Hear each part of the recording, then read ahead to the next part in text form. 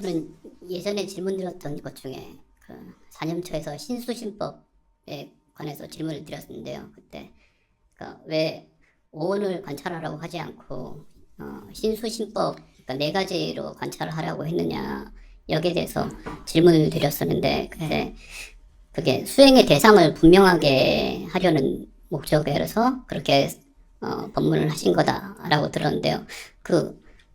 정확하게 의미가 이해가 안 돼서 다시 한번 질문을 드려보고 싶습니다. 네, 우리가 이제 실제로 외부 대상을 접할 때 작용하는 거는 좀 다르게 보면 오온으로 이제 설명하는 거는 이제 존재의 구성 요소에 좀 더 포커스가 맞춰지는 거고요.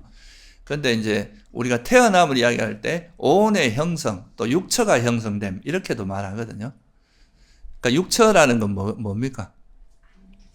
이게 우리가 눈, 귀, 코, 혀, 몸이라고 하는 오감이 있고 거기다 이제 이거를 오감을 통해서 들어온 정보를 이해하고 파악하는 의식이라고 하는 그죠? 소위 말해서 마음이라고 하는 게 하나가 있죠.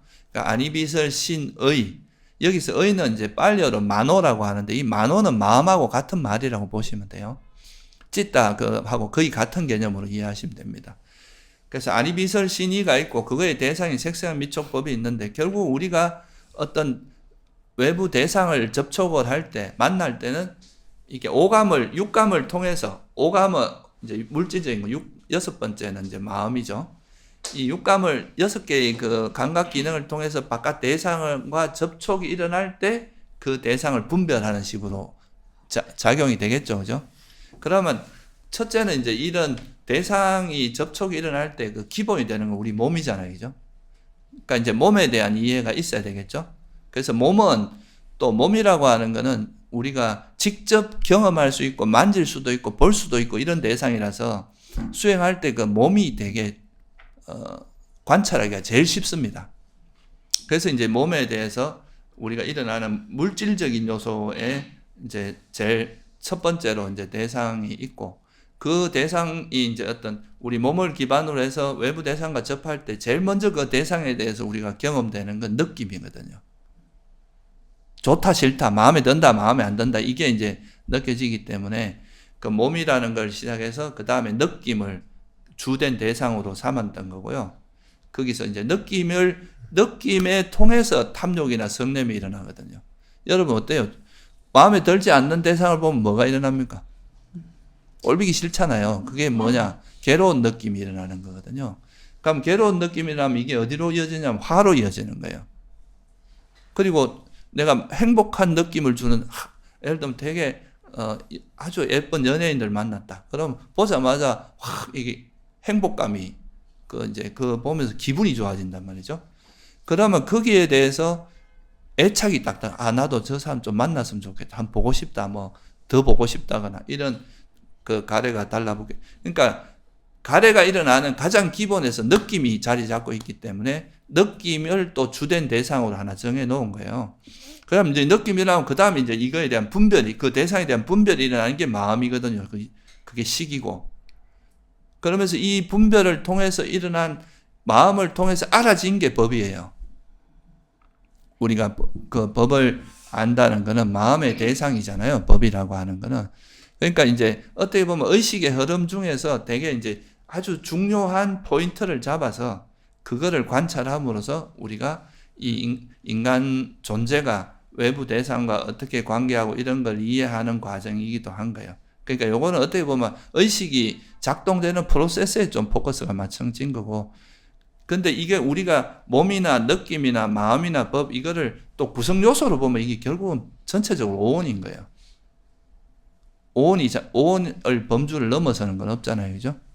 그래서 이제 신수신법을 관찰함으로써 결국은 그게 이런 것들이 결국은 물질과 정신이고 이것들이 다 형성된 이렇게 조건에서 만들어진 거라서 형성된 거 이런 걸 스스로 이해하게 만드는 그 과정이라고 보시면 돼요. 우리가 대상이 분명하지 않으면 뭘 해야 될지가 좀 헷갈리거든요. 예를 들어서 그 사람 보고 그냥 무조건 마음을 관찰해라 이렇게 하면 그 마음을 어떻게 해야 될지가 되게 어려워요. 근데 일단 몸에다 마음을 두라. 걸어갈 때는 발걸음이나 이제 일상 속에서는 자기 몸의 행위에 마음을 두다가 그러면서 여기서 일어나는 마음을 관찰하거나 여기서 몸에 두고 있을 때 일어나는 느낌이나 마음을 관찰하는 건 조금 더 쉽거든요. 이때 일어나는 느낌이나 마음은.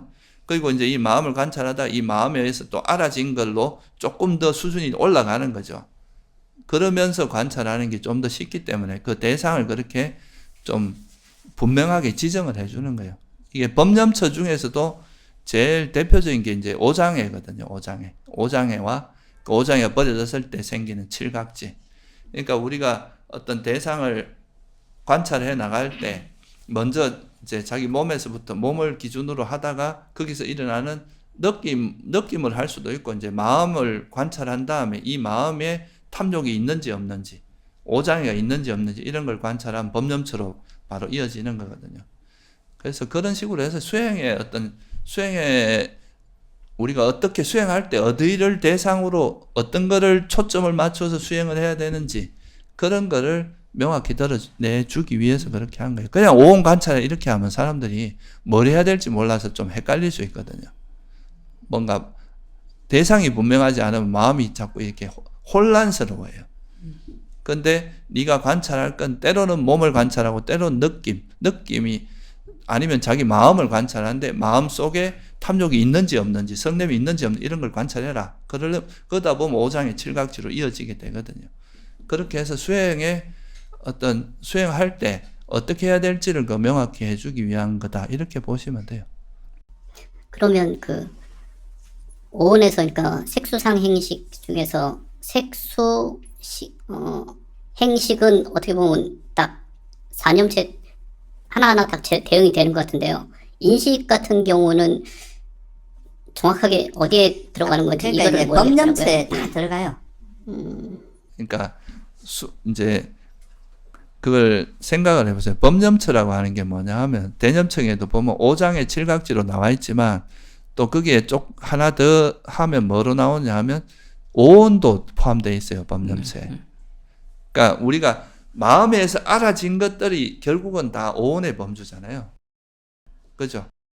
그 사람이 자기 몸을 알 수도 있고 바깥 대상도 알 수 있고 세상도 알고 뭐 마음에 대해서 아는 그런 것 결국은 우리가 의식을 통해서 알아지는 것들 그건 총체적으로 보면 그거는 오온을 넘어서는 게 없다고 보는 거잖아요.